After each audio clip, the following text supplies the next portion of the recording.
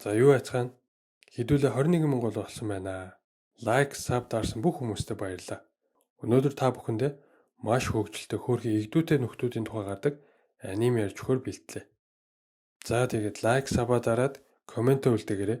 Тэгвэл дараагийн видео маань илүү хурдан орох болно шүү. Бас донешн илгээж биднийг дэмжиж өгөөрэй guys. Манай гол дүр Сора. Нэг өдөр гэртээ байж идэл Египтэд аялж яваа ааваас нь томоо гэх чи илгээмж ирнэ. Задлаад үзсэн чинь Авспедийн дотор нь Дракула байгаа юм биш үстэй гэсэн чи аав нь хүүдээ хөөхөн мөмө явууллаа. Сайн харж хандаарай гэд майр зузаан заавар бичээд явуулсан байв. Гэхдээ аав нь өмнө баахан сонин сүнстэй юм явуулж байсан болохоор Сора жаахан айна. Ядж яхад авсан амар хөдлөөд байдیں۔ Манай хүн эндүүгээр зэвсэглээл өрөлт авцсан байжсэн чинь жижигхэн мөмө гараад ирнэ. Гяс буцаач хийгээд скотчдог гэсэн чинь нэг юм урсаад ирдیں۔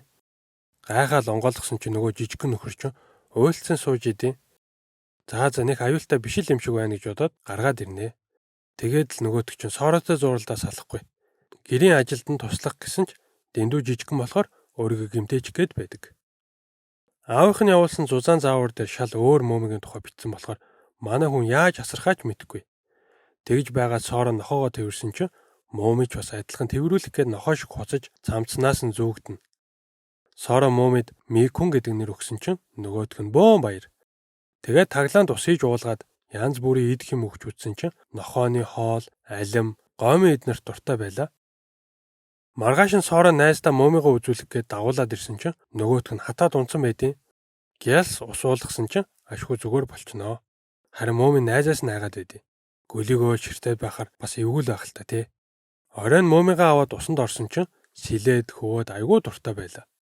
Сора уг нь хамт амьдардаг эгчтэй Микуны талаар хэлсэн ч гэсэн эгч нь амар завгүй ажилтай болохоор юу яриад байгааг нь ойлгохгүй байдаг. Маргааш нь хичээлээ тараад иртэл Микун дахиад л хатаад унтсан байдаг. Гялс ус уулгаж сэргээгээд намайг байхгүй үед ч гэсэн ус уудаг бизтэй гэд гайхна. Микун туслах гээд том хотготой ноцолдоод байхаар нь өөрт таарсан жижигхэн хотго хийж өгөөд ногоо орчуулна. Ганц минут цаашаа харах хооронд нь мөмө халтарж унаад Сора хан мөргөн байж арай хийж барьж аавна. Тэр өдөр найз нь хамт хичээл хийх гээд ирэхэд нь мөмөнд бас л айгаад байдаг. Тазуки хоолоор хуурч мөмөг барьж аваад даавуугийн тайлж үзэх гээд үзүүрийг нь хайж идэл Сора ирээд наадах чи арьсан байгаа сте гэд болиулна. Тазуки ч онцгүй үйлдэл гаргачлаа гээд л уучлалгүйж Микунтэй гар барина. Маргааш нь Сора Микуны ганцаарнг нь үлдээчвэл дахиад хатчих байх гэж бодоод хичээл дээрээ аваад ирнэ. Ангийнх нь Аса гээд охин ямар хөөрхөн тоглоом бэ гэсэн чинь Сора чам таалагдчих байвал аав гэж наадий. Тэгсэн чинь сэргэлэн гар Микун шиг 3 чихмэл хийгээд аваад ирсэн байдаг. Даанч Аса санаандгүй жинхэнэ мөмөгийг нь авч яваад хувц солих өрөөнд үлдээгээд хичээлдээ орчдөг. Микун хөөхөө уйлаал байжсэн ханны хагархаа олж хараад энүүгээр дамжаад эзнээ олчих гэж бодоод яваад орчдөг шүү. Энэ хооронд Сора Микуныг баахан хайгаад Асагийн цүнхэнд л байгаа юм байна гэж бодно. Биеийн тамир дээр нь уралдуулахад манай хүн хамгийн түрүүнд барианд ороод Аса дээр очиод цүнхэнд чинь юу байгаа гэсэн чинь Микун байдаггүй. Энэ үед мөмө ханаар дамжиж агааржуулагчийн хоолойн дотор орцсон явж исэн чинь амар улаан нүдтэй харах гарч ирээд хөөгөөд уннаа. Зүхтааж гүйсээр байгаад агааржуулагчнаас үсрээд гараад ирсэн чинь азар яг Соротой таралдана. Хичээл тарах үед Аса өгсөн тоглоомын чинь алга болгочихлоо уучлаарай гэсэн чинь Сора коридорт унтсан байлээ гэж жинхэнэ чихмэлээсээ өгнө. Үзэгдэл солигдож хэдэн өдрийн дараа их чинь ажил нь дууссан бололтой өрөөнөөсөө гарч ирээд ширээн дээр байсан хоолыг харснаа. Хүүе миний дүү мөнгөн дууссан бол хэлэхгүй яасан бэ гэд бөө юм болно. Аргагүй л дээ тэр нь Микунд бэлдсэн нохооны хоол жоохон гоймо алимны хальс байсан юм л та.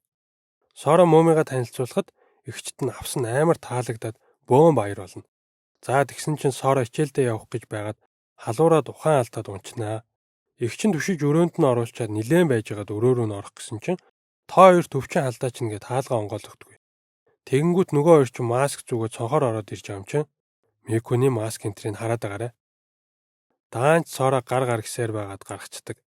Тэгээд эгч нь хоол хийж байх хооронд Микун Сорогоо санаад уйлж өгнөө. Гинэд харсан чинь мөмө хатаад унтсан байхаар нь өгчиж гэж бодоод эгч нь амар сандарна. Яг үүндээ Сорог санаад хитрхи их уйлчгаараа ингээд хатаад байдаг юм байна л та. Маргааш нь эгч нь дахиад ажиллаа хийхээр өрөөндөө орж Тазуки ирж Сороо тусалж байгаад яваад өгнөө. Шүн Сора халуураад байсан чинь Мику алчуур бааж чадахгүй болохоор өөрийгөө норгоо шүнжин Сора жин тавьж онно. Өглөө нь Сора зүгээр болцсон. Мику ханаад хүрсэн байдаг. Халуураад найтаагаад байгаа мөртлөө гадаа гарыг гэд байхаар наваад ирсэн чинь газар ухах гээд байдаг шүү. Даанч чадахгүй болохоор нохоо нэрж тусланаа. Тэгсэн чинь нөхрөө өсөрч ороод өөрийгөө булчтیں۔ Сора баахан хүлээгээд аавынхаа явуулсан номноос мэдээлэл хагаад олдохгүй санаан зовцсон сууж байтал Моми зүгээр болцсон гараад ирнэ. Их чинь оройн хоолой хийнэ гэснэ нүдний шил гаргаж ирээд зүүсэн чинь Сора "Үгүй нүдний шил биш шүү" гэд хашгирч байна. Их чинь шаал өөр болоод "Хөөхөн шүү, хайртай шүү" гэдэл бүгдийг нь барьж авч өмсөх гээд байдаг. Тасукийг яг өмсөх гэж байтал нүдний шилийг нь авч хийдснэ. "Яасан гинэ анаа" гэж хичээгээд хайнаа. Хоолоо идэж байхдаа их чинь уучлахгүйсэн чинь Сора "Та ямар албаар тэгсэн биш дээ. Гэхдээ ажиллаа хийхэд ч л хэрэг болдог юм чинь гэртээ битгий зүүж байгаарэ" гэдгийг. Их чинь ямар ажил хийдэг бах вэ? Маш сонирхолтой guys. Доор комент хэсэгт бичээрэй. Тэр орой Сора Момигийн тухай мэдэж авсан бүх юмаа дэвтэр дээр бичиж хадгалнаа. Энэ үед Тазуки гэрлүүгээ явж байтал ард нь хөлийн чимээ гарч хин нэгэн дагаад байдаг. Тэгсэн чинь нус нь гоочсон жижигхэн чөтгөр байдیں۔ Тазуки тэрийг том болоод ямар болохыг нь төсөөлж бодонготой "Битгий намайг дагаад даарад байгаа бол улаан дайвартай байшин руу оч. Сайхан сэтгэлтэй хүмүүс байгаа" гэж Сорогийн гэрийг заагаад өгчдөг. Тэгээд гэртээ орсон чинь нөгөө чөтгөр цонхныхын цаана наалтсан хүлээж идэв. Тазуки тоохгүй өчгөө хачаад нилээ хэдэн цагийн дараа харсан чинь нөгөөдөг чинь чичирсэн зогсчил байдаг. Тэгэхээр нь ганц л хонуулна шүү гэд гэртээ оруулнаа. Гал тогоондоо очиж идэх юм аваад хүрээд ирсэн чинь нөгөө жижигхэн чинь оронд нь ороод унтаад өгсөн байдیں۔ Халтар юм байж усанд ороод унт гэсэн чинь "За" гэснэг ялц Тазукигийн халуун цай руу өсөрч ороод түлэгдэхээ шахна. Тэр чөтгөрийг харахаар Тазуки нэг луу шиг амьтныг бодоод гуниглаад байдаг. Тэгээ чөтгөртөөгөө хамт унтсан мөртлөө өглөө босонгуудаа "Битгий эргэж ирээрээ" гэд гаргаа шидчихдэг. Маргааш нь асаа чихмэл тоглоом өгсөнд баярлаа гэд Сороод бичин хийж авчирсан байлаа. Цасан хүний хэлбэртэй юм уу гэсэн чинь "Үгүй муу мишт" гэж авд юм да. Тазуки хоол идэж байхдаа өчигдрийн чөтгөрийн талаар ярьж шал тэнэг царайтай "Ямар ч буруу юм ийсэн уурлаж болохооргүй" гэсэн чинь Сора "Чи аваад тижээчгүй хөөрхөн юм шүү" гэхэд "Би өглөө гаргаад хайцсан. Одоо явцсан бах уу" гэв. Тэр орой Тазуки гэртээ ирэхэд нөгөө чөтгөр дахиад л цонхныг нь гадна нусаа гоожуулсан хүлээж байлаа. Ганц л хонон шүү гэж оруулаад маргааш өглөө дахиад гаргаа хайчнаа. Оройн гэртээ ирэхэд нь дахиад л цонхныг нь цаана хүлээж байна.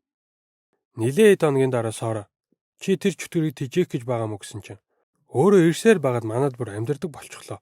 Өглөө гараад орой буцаад ирдэг юм гэлээ." Тэр хоёрын бага насны үе гарч Тазуки анх Сорогоос чөтгөр сүнсний тухай мэдэж авч байжээ. Чөтгөрүүд бүх хүнд харагддаггүй. Ер нь бол өөрт нь тусламж хэрэгтэй болсон үед сайхан сэтгэлтэй хүнийг олоод тусламж хүсэж тэр хүндээ харагддаг гэж Сора ярьж байжээ. Нэг өдөр Тазуки гэртээ ирсэн чинь чөтгөр Микуний чихмлийг олсон бөөн уур байлаа. Тэгэхээр нь ганцаардаад байгаа юм байна гэж бодоод Сорогийн даваадсан чинь нөгөө хоёр нь ихэндээ жоохон бишүүрхэж байсан бүр ядарч унтлаа хөөцөлдөж тоглоноо. Тазуки чөтгөртөө Кони гэдэг нэр өгөөд бүгд хамтдаа хоол хийж иднэ. Кони хамгийн гоё ороосон сушиг Тазукид өгөөд өөртөө муухай болсонг нь авч үлднэ.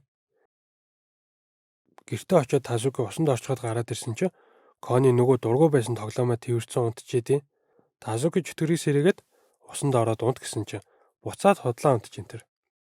Маргааш нь ангийнх нь хүүхэд баахан тоглоомон гүрэл авчираад Сороод нэгийг нь өгсөн чинь тэрийг нь Микун даавуунд ороогоод Моми болгож тоглоноо. Нөгөө хүүхэд санаандгүй асаагийн толгой дээр гүрэл унгаацсан чинь айгаад сүмсэн зайлах шахна.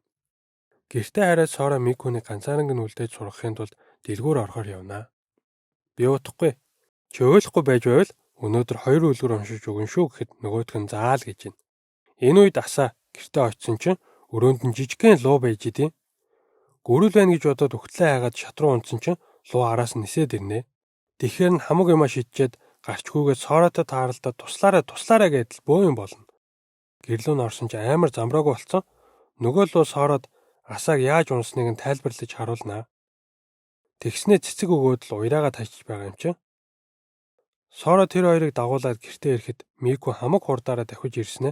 Асааг хараад чихмэл тоглоом шиг хөшчихнө. Сора тэр хоёрыг танилцуулж асаад лууныхаа тухай хүмүүст хэлж хэрэггүй шүү. Бусад хүмүүс ийм амтан байдгийг нь мэддэггүй юм л гин.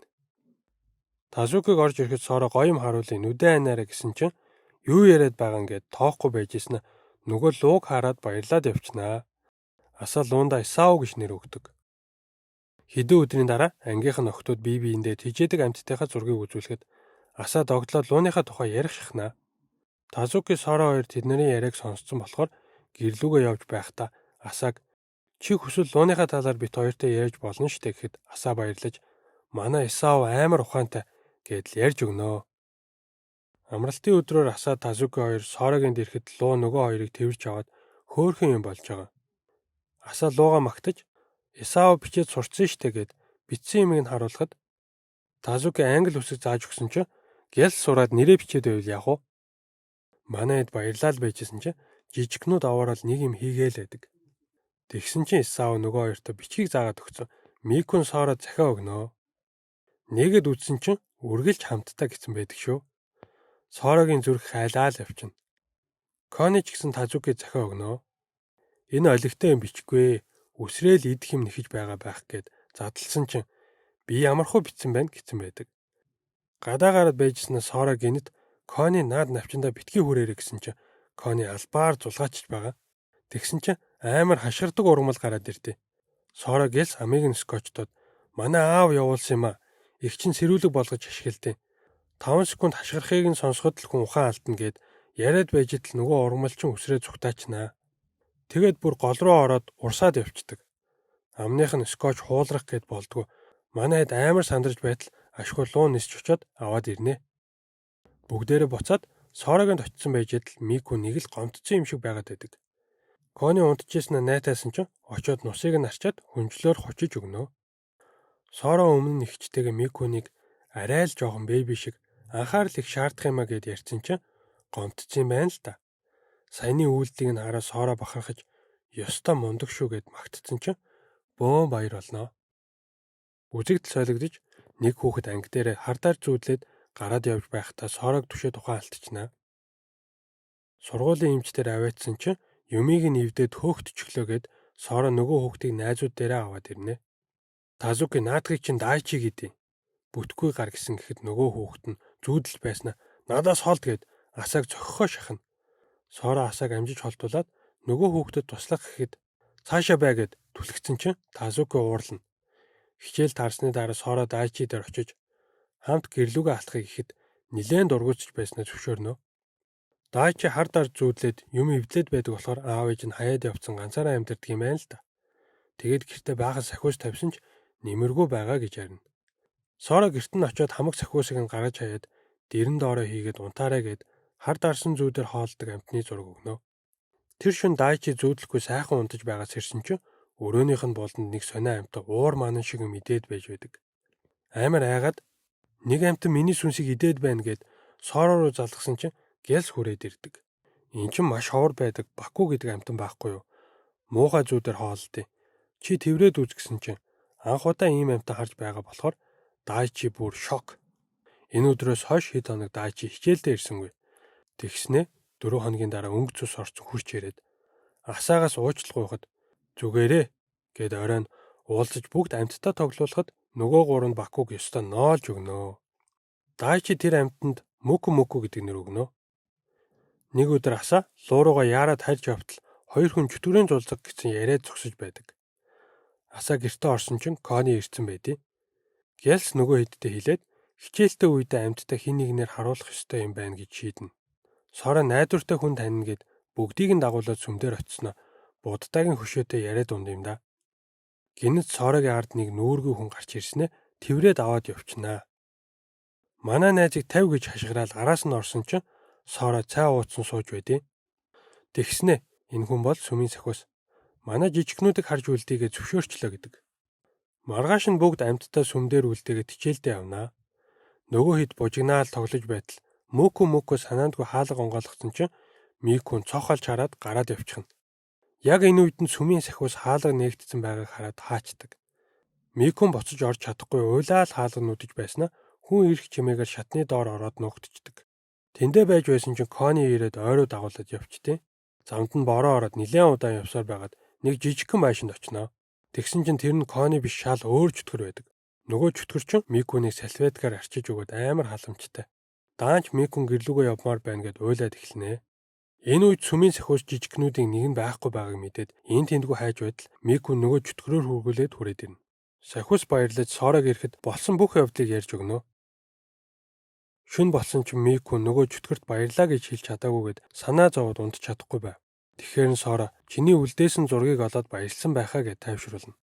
Маргааш нь Тазукигийн дүү Кони миний тортыг идсэн байна гэд уйлаад идэг.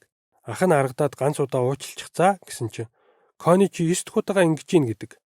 Тазуки Кониг загнасан чинь ерөөсөө тоодгүй. Тэгэхээр нь дүрэн дагаж чадахгүй юм бол манай гэрээс яваарай гэсэн чинь Кони гудамжинд хүмүүс дээрлэхүүлж байснаа сансан мөртлөө өглөхийг нь сонсохгүй тулд унтаад өгнө. Маргааш өглөөнөөс ирсэн чинь Кони яваад өгсөн байдаг. Оройн ч эргэж ирдгүй. Тазукигийн дүүн би арай хэтрүүлчих шиг боллоо гэд Конид гой хоол бэлтчихэд хүлээгээд байдаг. 2 хоногийн дараа Сора мэдээд явж хай гэхэд Тазуки үгүй Кони өөрөө л явсан. Ирүүл өөрөө л ирнэ үз гэдэг. Тэгсэн ч гэсэн дотроо санаа зовж байгааг Сора мэдэж байлаа. Тэгээд Асаа, Сора, Даачи гурав хайхаар болж сүмдэр очиж найзуудаас нь асуухад мэдэхгүй байлаа. Тазуки гараад явж байснаа жижигхэн лууг дээрлэхүү гараас аварсан тухайга бодонгуудаа Кониг хайж олохоор шийдээд гүгээд л байна. Конигийн хөөрхөн үйлдэлүүдийг санаад өөрийнх нь хэлсэн үгийг бодоод уйлцсан байж байтал Сора ирээд хичээлээс чөлөө авчихлаа гэд ярьж байсан чинь нэг жижигхэн чөтгөр айлын байшин дээр гүйж идэг. Сорож хардаа Кони байна гэж хашгираад араас нь гүйлээ. Тэр хоёр хөөгд гүйцэхгүй. Нөгөөд чинь байшин барилга хашаан дээгүүр үсрээд алга болчдөг. Сора араас нь явж Тазуки харин санаандгүй хашааны нүхэнд гатсан байсан Кониг олчноо. Сора түрүүний чөтгөр Кони биш байна гэхэд Асаа Даачи хоёр гол дотроос ийм шорт оллоо гэд уйлаад хүрээд ирдэг. Тэгсэн чинь Тазуки олцсон хардаа гэсэн чинь Кони шортгүй зогсож идэв. Тазуки Конигоос уучлалт гуйгаад чи миний хэлж байгааг ерөөсөө тоодгүй болохоор би муухай ажилчихжээ. Гэхдээ хоёулаа нэг гэр бүл юм чинь одоо гэртээ харъя гэхэд Кони баярлаад уйлнаа. Бөөр урд нь Тазукитэй танилцахаасаа ч өмнө хөдөлцөөд явж байгаа ээж охин хоёрыг хараад гэр бүлтэй болох юмсан гэж мөрөөдөж байсан юм байна л да. Маргааш нь Сора гэртээ ирсэн чинь ааваас нь илгээмж ирсэн хайрцаг нь хөдлөөд байж идэг. Аавыгаа сонин юм явуулдгийг мэддэг болохоор яадгийн билээ гэд гайхаж зогсож байтал Тазуки Кони хоёр гадаа нэрээд хаалга онгойлохгүй болохоор нь балконоор нь ороод ирдэг.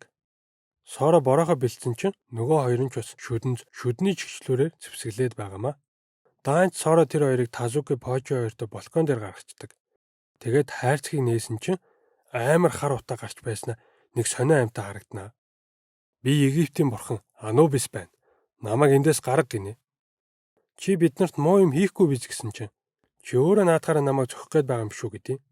Тэрний нэрийг нь Аян гэдэг гинэ. Микүнийг танилцуулсан чинь би бол өрчгөр гөрүүлэн муумил гэж мэдэх юм байна гэснэ. Шүүрч аваад зажлаад ундэ. Сора сандарсан чинь овоо зөөлхөн хадсан юм уу Микүн баярлаад идэг. Тэгсэн чинь Тазуки хайрцагын дотроос нь ууттай илс зузаан ном хоёр гаргаад ирнэ.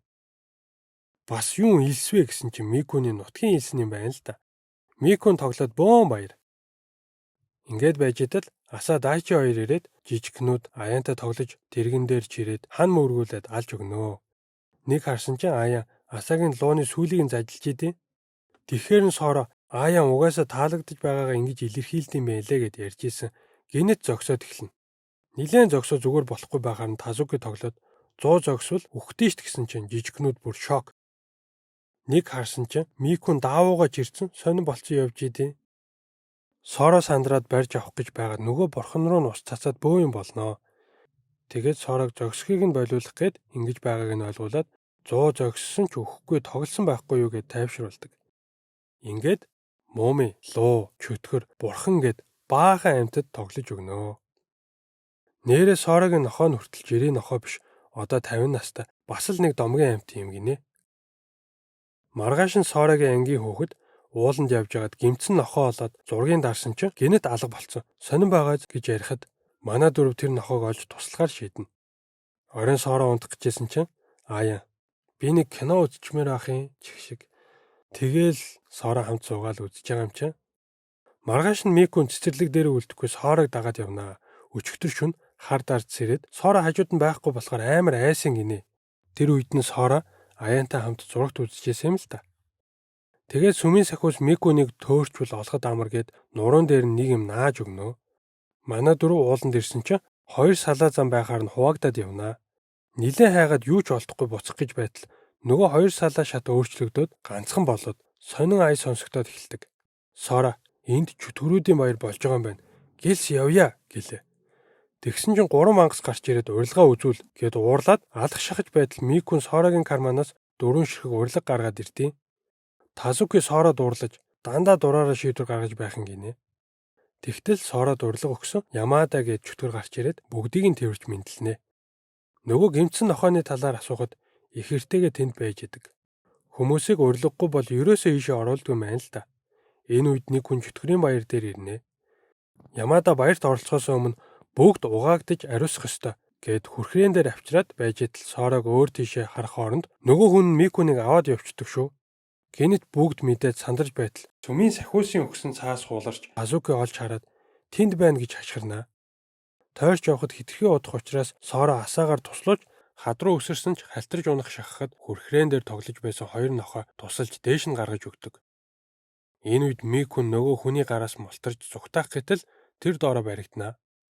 Сорог гүйж ирэхэд Микүн хашгирч тийжлэхэд нөгөө хүн дууга байгээ базаад авна. Соро уурлаж тэр хүн рүү өсөрч ноцолдсон ч гэсэн дийлэхгүй байлаа. Тэгсэн чинь газрын бурхан модны үндэс гаргаж нөгөө хүнийг ороож өгч тусалдаг. Энэ хүн угаасаа мангасуудын эрен сурвалжилж байсан гэмт хэрэгтэй юм байна л да. Тэгэхэд чөтгөрөө тусалсанд баярлаа гэд баахан бэлэг өгдөг. Соро сүмдэр боцож ирээд Микүн цаас нааж өгсөнд нь талархаж сахиуст нэг бэлгээ өгнө. Оройн бүгд Сорогийн цуглахад Дайчи ихчийг нь хараад миний дуртай модель байна штэ. Би таны фэн шүү гэдэл боо юм болдог. Тийм ээ. Ихч нь модель хийд юм байлээ. Та нар тааж чадсан уу? Комент бичээрэй. Би л өстө модель гэж бодоагүй. Тэгсэн чинь жижигнүүд бид нарыг баярт авч яваагүй гэд уурлаад байдаг. Харин мангасуудын өгсөн бэлгэн дотор жижиг хэмжээний баяр зохиож болохоор бүх юм багтсан байдаг. Тэгээд хашаан доторхоо чимэглэж байгаад бүгдээр кимоно өмсөж тоглоом тоглож баахан амттан идэж цагаа сайхан өнгөрөөд амралтаараа хамтдаа аялалд явахаар шийднэ. За ингээд аним маань дуслаа. Үзсэнд баярлалаа. Хэрвээ дарддаг юмнуудаа дарж амжаагүй бол яг одоо лайк сабаа дараарай. Удахгүй уулзъя.